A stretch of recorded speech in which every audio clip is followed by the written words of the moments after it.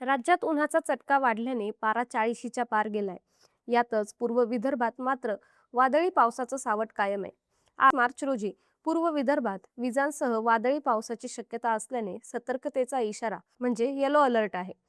उर्वरित राज्यात अंशतः ढगाळ हवामानासह उन्हाचा चटका वाढण्याचा अंदाज हवामान विभागाने वर्तविला आहे. मराठवाड्यापासून दक्षिण कर्नाटक पर्यंत हवेचा कमी दाबाचा पट्टा सक्रिय आहे. गुरुवारी म्हणजे 26 तारखेला सकाळी 8:30 पर्यंतच्या 24 तासांमध्ये महाराष्ट्रातील अकोला इथे देशातील उच्चांकी म्हणजे 40.7 अंश सेल्सिअस तापमानाची नोंद झाली. तर पंजाबच्या भटिंडा इथं निचांकी म्हणजे 12.5 अंश सेल्सिअस तापमानाची नोंद झाली. उन्हाच्या झळा तापदायक ठरत असल्याने दुपारच्या वेळी घराबाहेर पडणं असह्य होतंय. उकाडा वाढल्यानं घामाच्या धारा वाहू लागल्यात.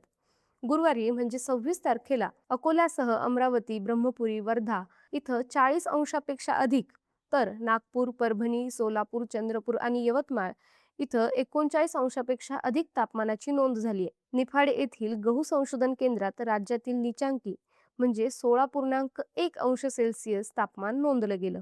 आज म्हणजे 27 मार्च रोजी विदर्भातील वर्धा, नागपूर, गोंदिया, यवतमाळ, चंद्रपूर या जिल्ह्यात विजांसह वादळी पावसाचा अंदाज असल्याने सतर्कतेचा इशारा म्हणजे येलो अलर्ट हवामान विभागाने दिला आहे. उर्वरित राज्यात अंशतः ढगाळ हवामानासह उन्हाचा चटका आणि उकाड्यात वाढ होण्याची शक्यता आहे.